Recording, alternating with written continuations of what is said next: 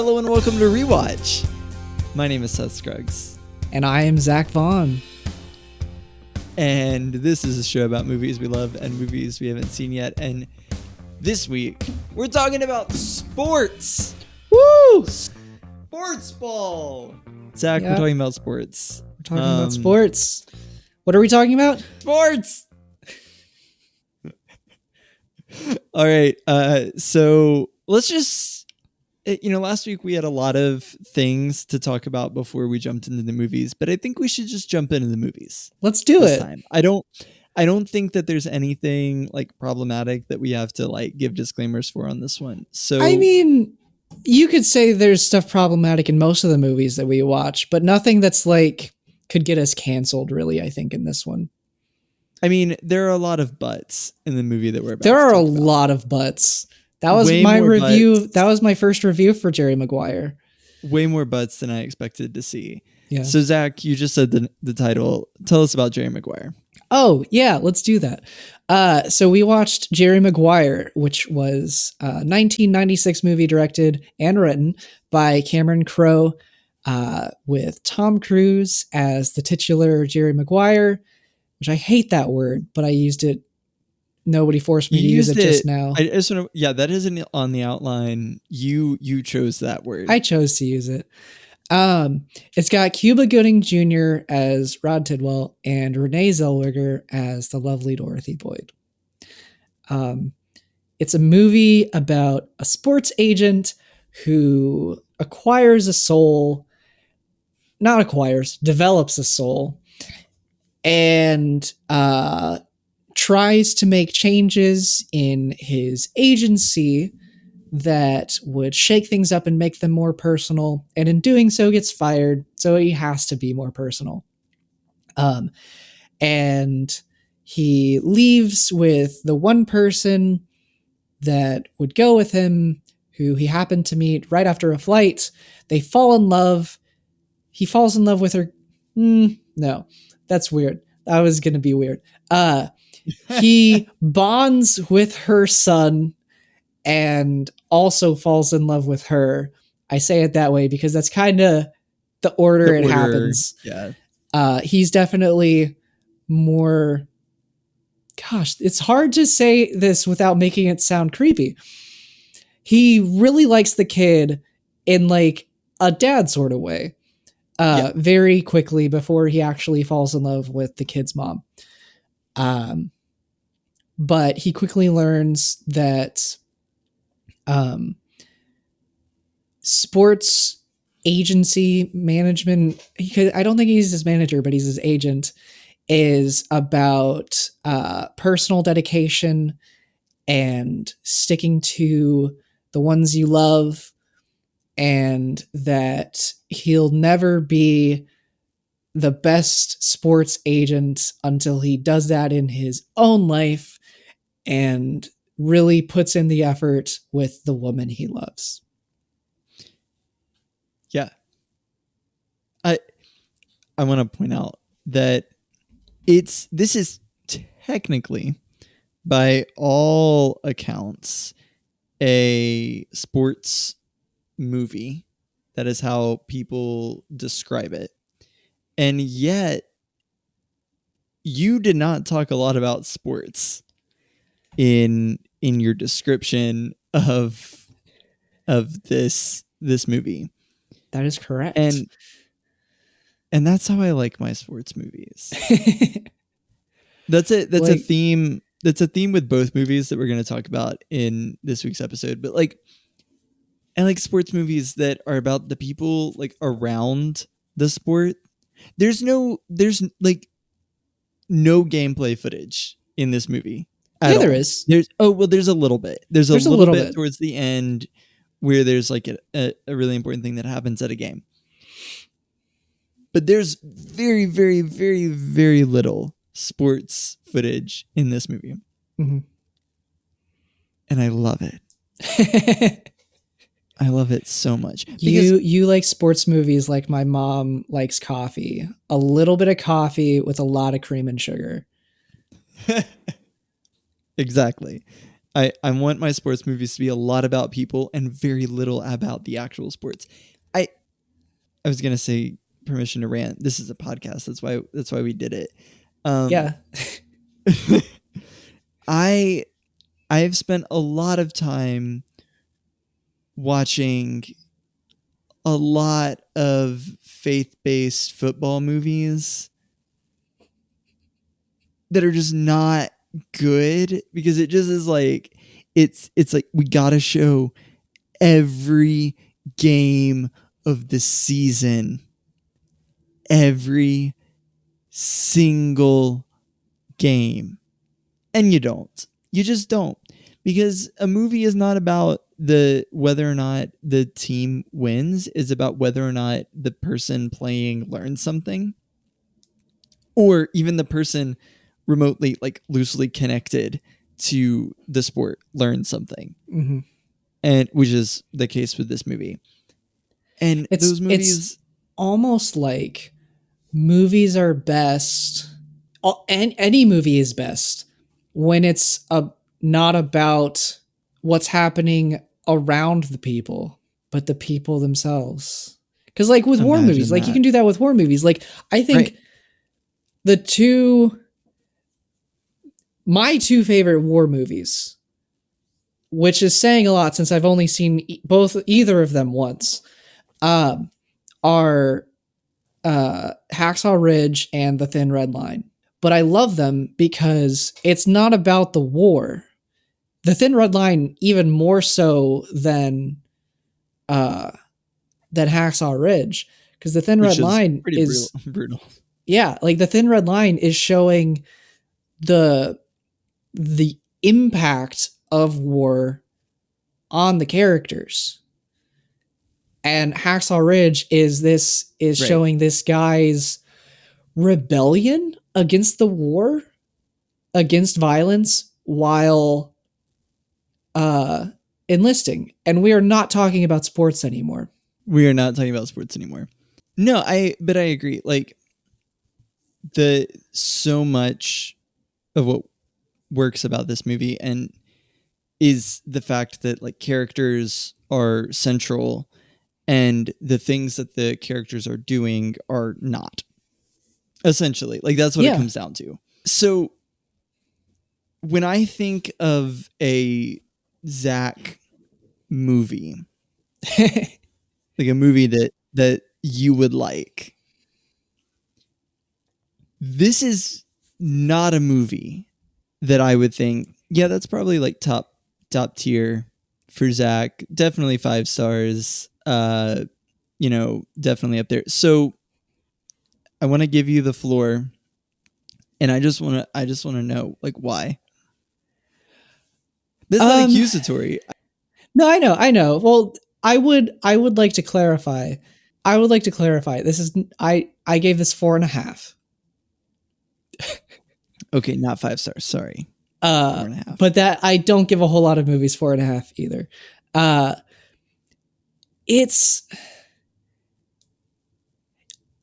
It shows something that you don't see often. It shows, I mean, like you have the You Had Me at Hello moment, which is in almost like every romance movie. Right.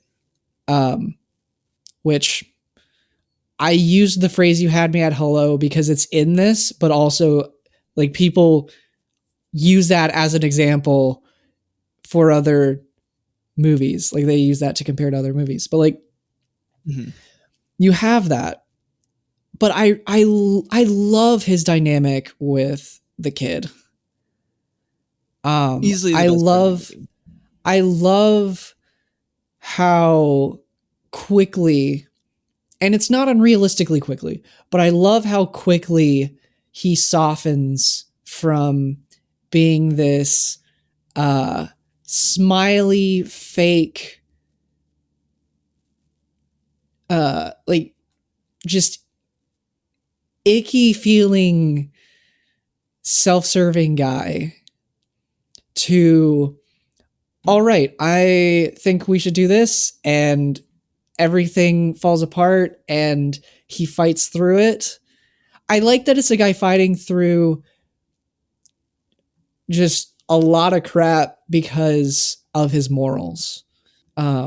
Because I think that's one thing that a lot of movies don't show is they have this guy who's in this position of authority, wealth, power, influence, sleaziness, and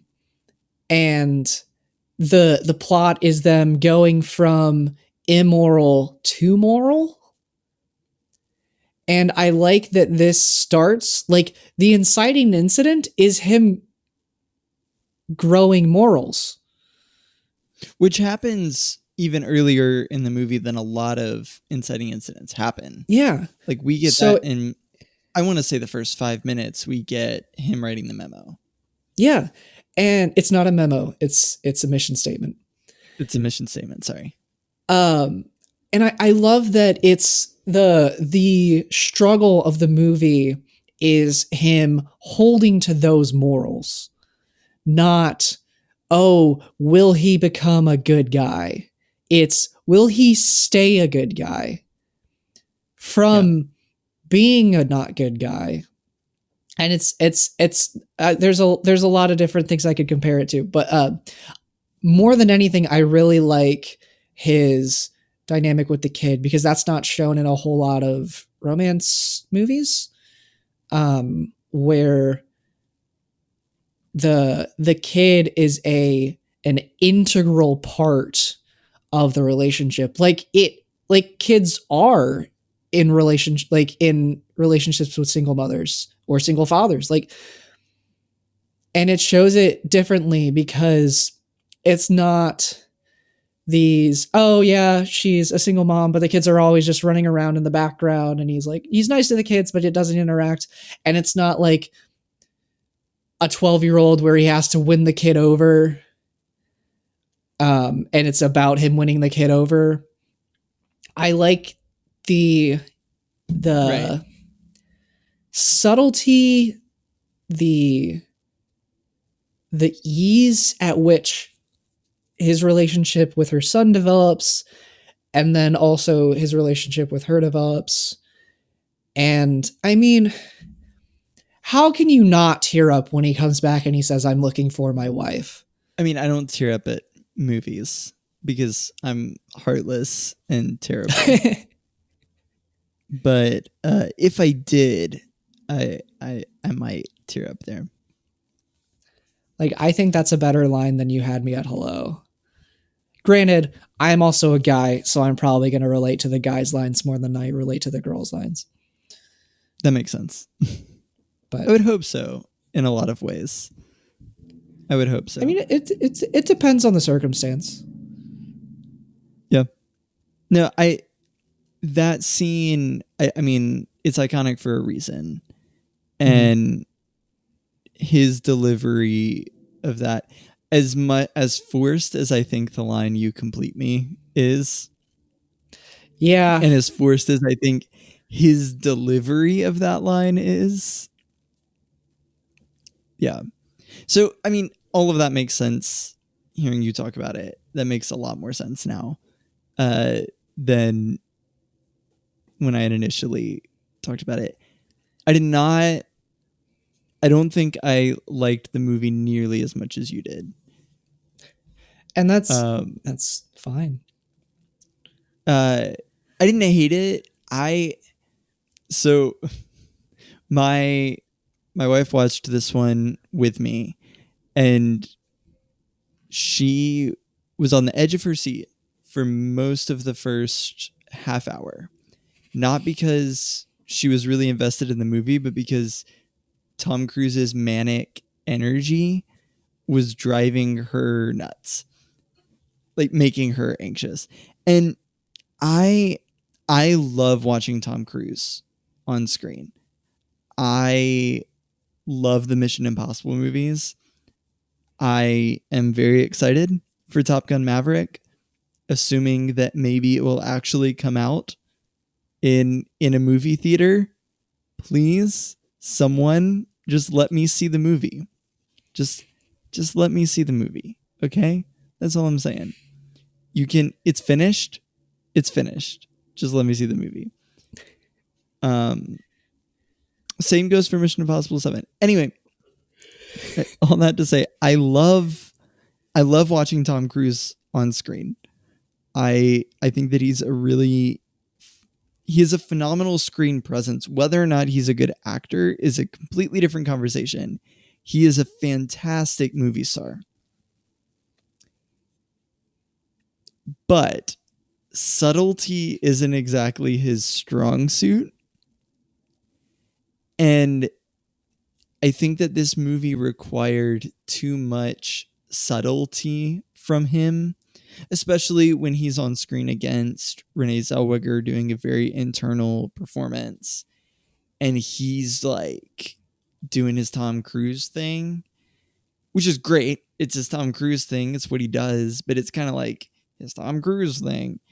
And so it made it hard for me to really connect with their relationship, because it felt like he was doing something very one-noted, and then he'd have like a soft moment, and then he would spike back up and he'd be one-noted doing his manic energy Tom Cruise thing, and then he'd have a soft moment.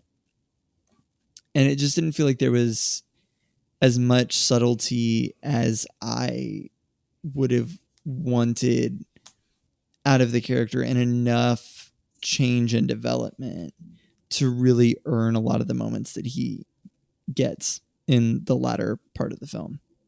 Yeah, I agree. I will say, I don't know how much of that. I'm sure a lot of it is because he's Tom Cruise.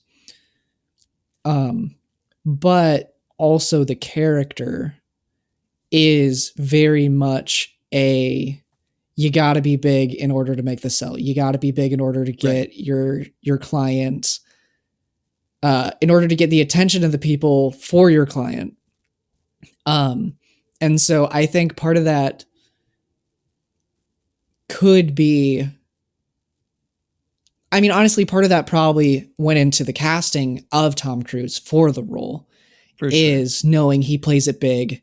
He's very charismatic, very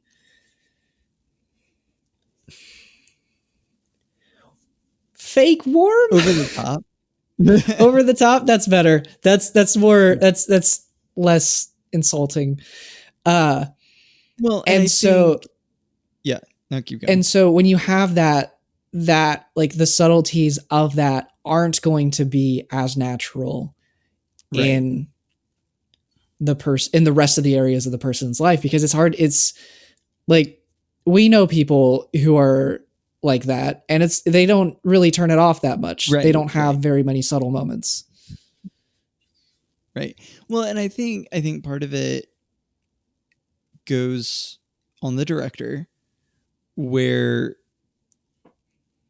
it's the director's job to rein in those moments and kind of steer your actor back onto course for the film and bring them back into where you are in the story. But how do you direct Tom Cruise in 1996? You don't. Where he's like at the height of his, like, you get Tom Cruise and you have Tom Cruise. Mm-hmm. And Tom Cruise does the Tom Cruise thing and you let him go. Yeah, you talk about the motivations of the character and the direction of the story, and yeah, there's not much else you can do after that. And again, like, I think he's a fine actor. I think he's a great movie star, and I think that's why you get like the "you complete me" moment. As forced as I kind of think his line reading is there, it still works because he's really good on screen. Like, he just is. There's certain people, and like there's a reason that certain people become movie stars and other people don't. And we're going to talk about it in the next movie too, probably. But there are just some people who, when they're on camera, the whole energy of the scene shifts and it's on them and they're the person. And Tom Cruise is one of those people. So, fun fact, whenever I see the like poster for this movie, I think it's A Few Good Men, because it's Tom Cruise wearing white. Oh yeah. Like the outfit he's wearing on the poster is very similar to the outfit he wears in the final courtroom scene in A Few Good Men. And so I see it and I'm like, is that A Few Good Men? No, it's Jerry Maguire. It says right at the top, right there. But right in front of your face. Right in front of it. I have trouble reading sometimes. Not because of any disorder, just because I mean, as far as I know, not because of any disorder. You're just not observant. I'm just not observant. It's unfortunate. Yeah.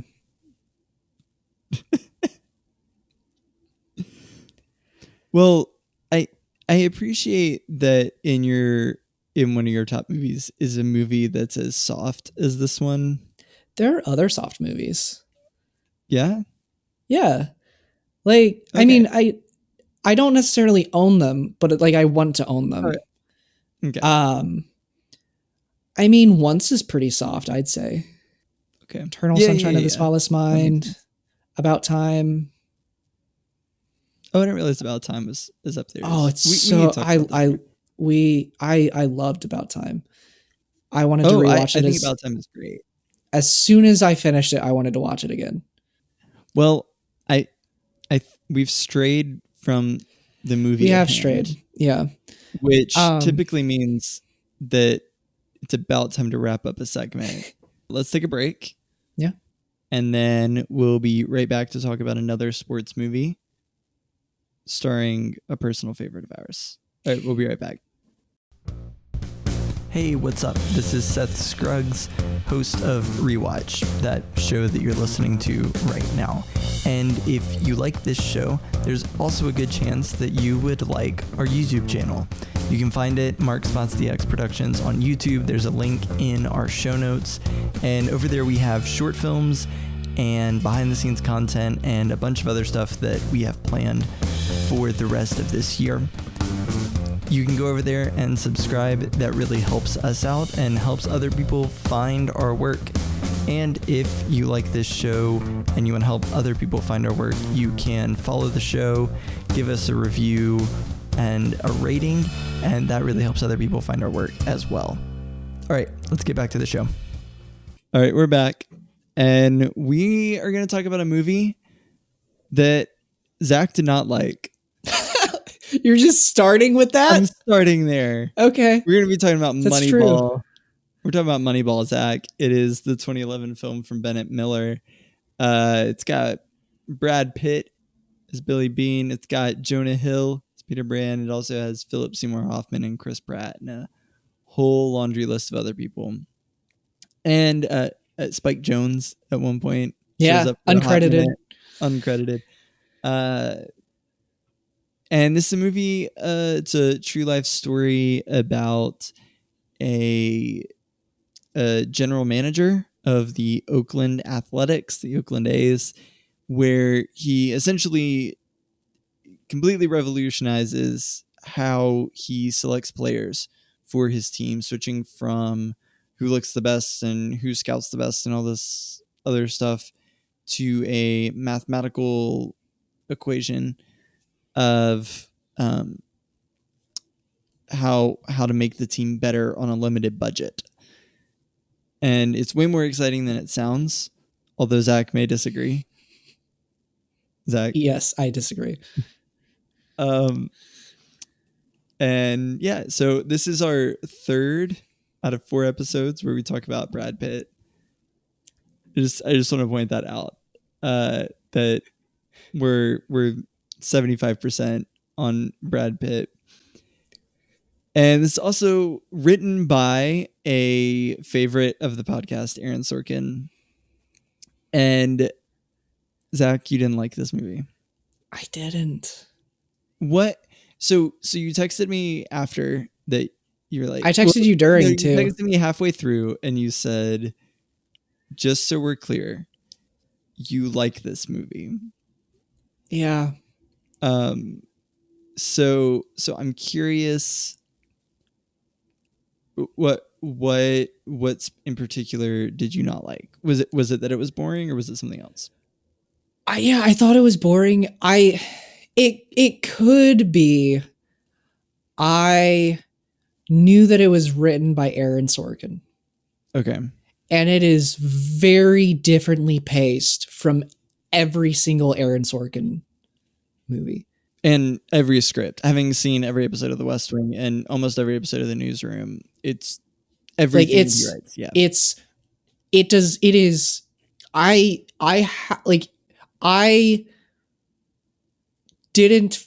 felt like it may have, like, it started as an Aaron Sorkin script, which it didn't. It started as somebody else's script. And then Aaron rewrote it. But it felt like Sorkin wrote it, and then a bunch of other people who aren't as good writers as him messed it up, and then gave it to a director who didn't know how to direct a Sorkin script. Wow. See, one of the things I like about this movie is that it does not have, there are a lot of distinctly Sorkin lines. My personal favorite is where it's like, there's the top team, there's the bottom team, there's 50 feet of crap, and then there's us. Like, that's a very Sorkin line. And maybe he didn't write that line, and I'm making a fool of myself, but that feels like a very Sorkin line. And the scene where Pete is being introduced into this room full of scouts, and the scouts are arguing over how to properly fill out the team. And Billy Bean just keeps pointing to Pete. And he's like, oh, yeah, if y'all don't do it, if y'all don't answer my question, I'm going to point at Pete. And all of those things felt very Sorkin-ish to me. But Sorkin is at his best when he's in the hands of a director who isn't himself. Mm-hmm. And I feel like I felt like this movie was a good example of that, where he's drawing out a lot of the things.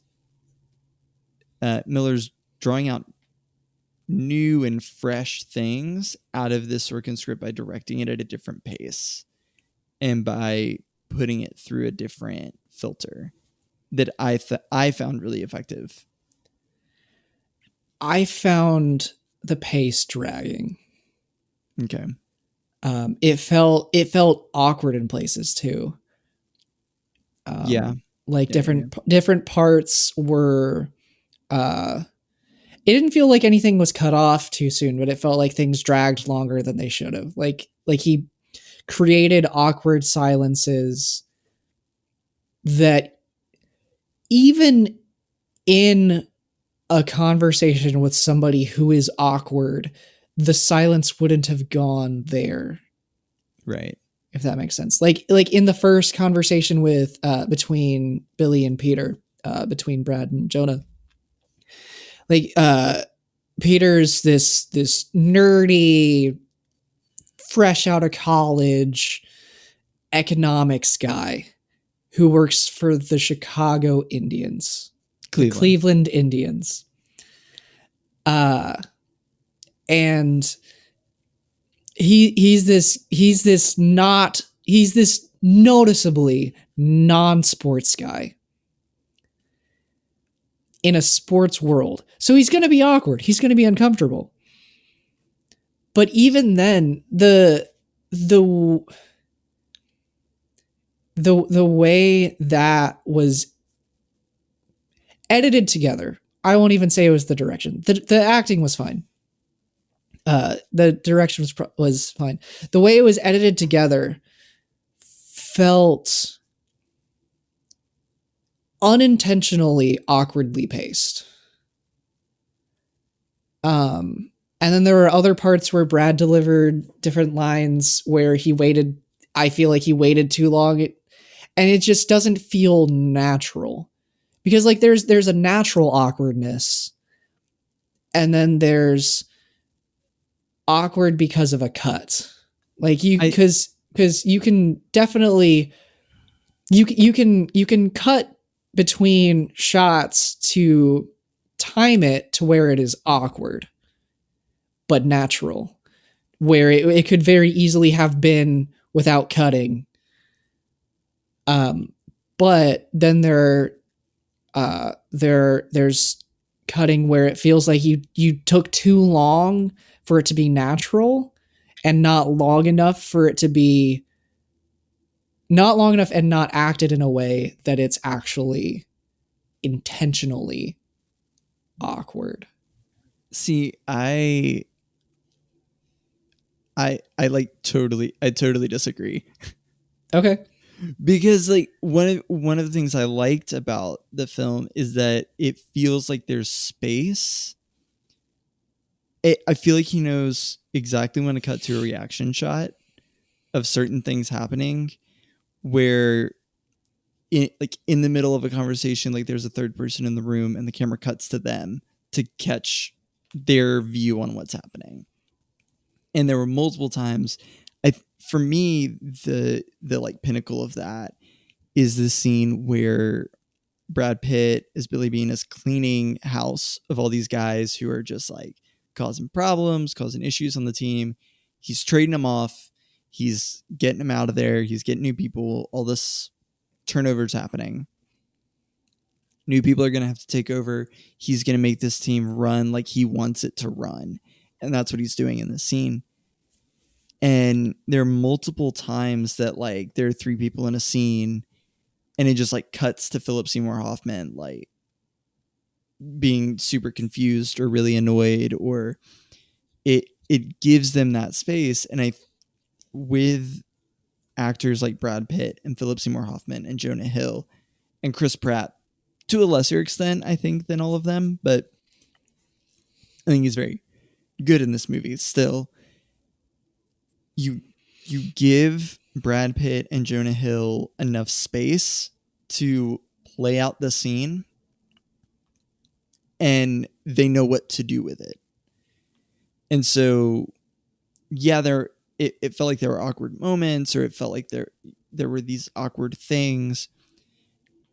But to me, rather than it feeling like a director who doesn't know how to like direct the scene or doesn't know how to cut the scene, to me, it felt like a director knowing exactly how to cut this scene with these actors and being able to say, okay, if I just wait to call cut and I let Jonah sit in the scene, Jonah's going to do something else.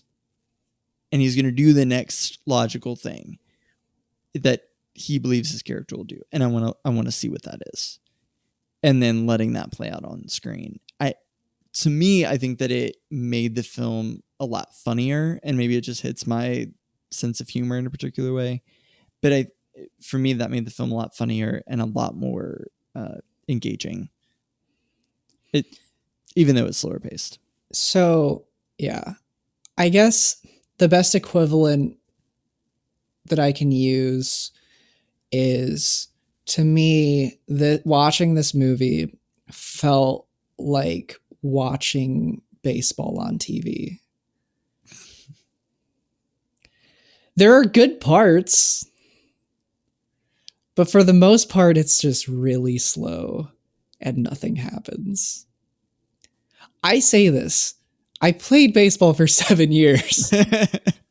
One of us has actually spent time playing baseball and knows the rules. Can name more than 3 positions.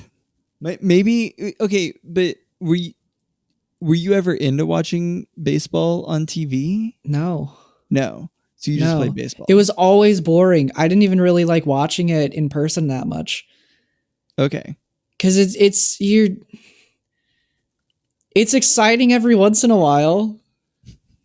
Like, yeah, people generally get hits and stuff, but like it's incredible things don't usually happen. Granted, incredible things happen in this movie, which right. So this is a like 85 to 90% first time watch for me. I caught part of it on some movie channel while I was in a hotel one time. Right. And I caught the streak scene. Yeah. The streak montage. Yeah. Not montage. Not the streaking montage. The win streak montage that happens in this movie. Yes. I caught that and I was like, wow, this is incredible. This is so like I wasn't analyzing it like this, but like after looking back, I was like, this is incredible. Like this, it was drawing me in. It had me on the edge of my seat. Theoretically, like metaphorically, I was sitting on a bed. But like I was like completely captured by this. Right. And then watching the full thing and getting to that scene, it wasn't as exciting because for some reason that on its own was really exciting, but with the setup, it wasn't as exciting. And I don't think it was like I knew the ending, so it wasn't that exciting. I feel like the movie put me into a docile place where it wasn't as exciting this time. Wow. This might be the most different reaction we've ever had to a movie, not just on the podcast, but just like in life. I feel like there's gotta be a bigger one. There's gotta be one from last season. There was one from last season that was pretty divisive. Yeah. I mean, there have been a few like musicals and things, but like things that I specifically don't think that you'll like. Whereas like this was a movie where I was like, I think Zach would like this. Oh, okay. Like there are definitely movies where I've been like, I really liked this movie and I don't think you're going to like it. And that's fine. But I was very surprised when you were like, if we weren't doing this for the podcast, I wouldn't have finished it. Like that. I did text you that I would have absolutely DNF'd this movie if we weren't recording an episode. Yeah, that genuinely surprised me. That was something that I did not expect. Which like I love Brad Pitt. I'm learning that I really like Jonah Hill. Yeah. I really liked Chris Pratt in this. I am in love with Robin Wright. Actively in love with Robin Wright. It didn't hit it for me. Do like jargony like newspaper movies or like those kinds of like statistic driven kind of movies, are the like other movies like Moneyball, are those typically like things that you get into or not? I'm trying to find a good, would like The Big Short. Yeah, maybe The Big Short. I enjoyed The Big Short. Yeah, some like I'm thinking of something like The Post or All the President's Men or something like that, where this movie doesn't have like the mystery and intrigue that those kinds of movies have, but in a lot of ways they're very similar, where it's a lot of people like walking around, standing in rooms, talking about stuff, doing their thing. I mean, I like The West Wing. Okay. So okay. I'm just trying to track. Like, I'm trying to figure out what's different, but I guess just the pacing is that the pacing. It was so slow. Yeah, it was so slow. Like baseball is hard to watch. It's better in person. It's much better in person to watch. But it's unless you're like a super fan, it's hard to watch baseball on TV. Mm-hmm. And this felt like watching baseball on TV. It's like, it's okay. You don't have the thrill of being there. And it's guys hitting a ball with a stick. I say with 7 years of love for the game, not 7 years, because I played it for 7 years when I was younger. For however old I am, minus 7, 16 years. Yeah, 16 years of love for the game. 7 of those that I played it. Like, right. I like baseball. just did not not like this movie. Yeah. I will say I don't like a lot of sports like cheesy movie moments. Chris Pratt hitting that home run is a good moment. That's a good moment. And Zach, it leads me to my one final question for you. How can you not be romantic about baseball? Anyway, this has been Rewatch. This is the show. You asked me a rhetorical question like it wasn't rhetorical. In the movie, it's rhetorical. How can you not be romantic about baseball? By watching that movie. Do you have anything else that you want to get off your chest about Moneyball? Anything else that you just really need to get out? I feel bad for not liking this movie. Like, especially how much I don't like it. I want to be clear. I'm not happy that I don't like this movie.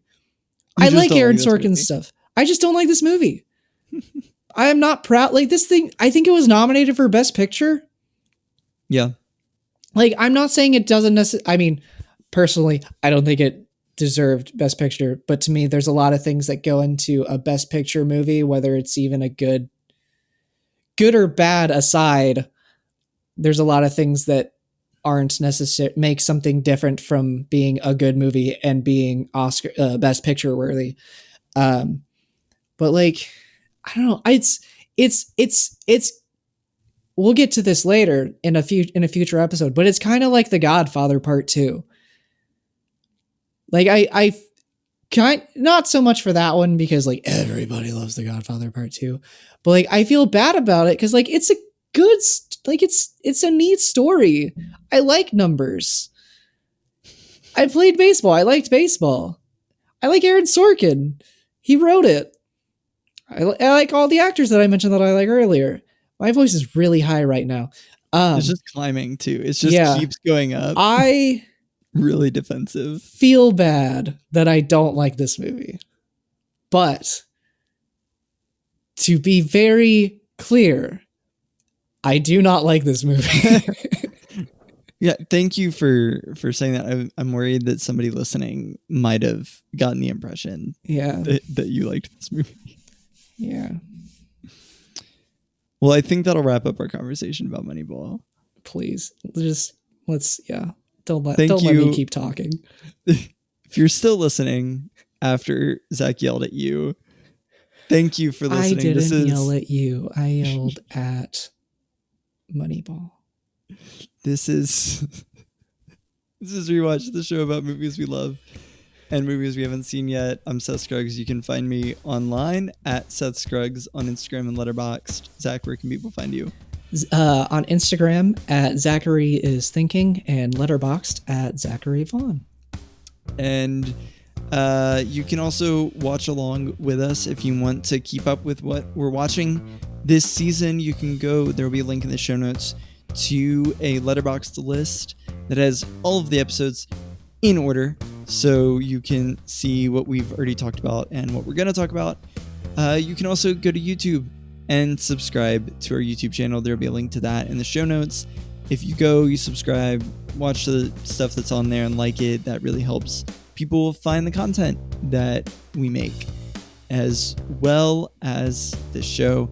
If you do like this show, you can follow it and give us a review. Again, helps people find the show.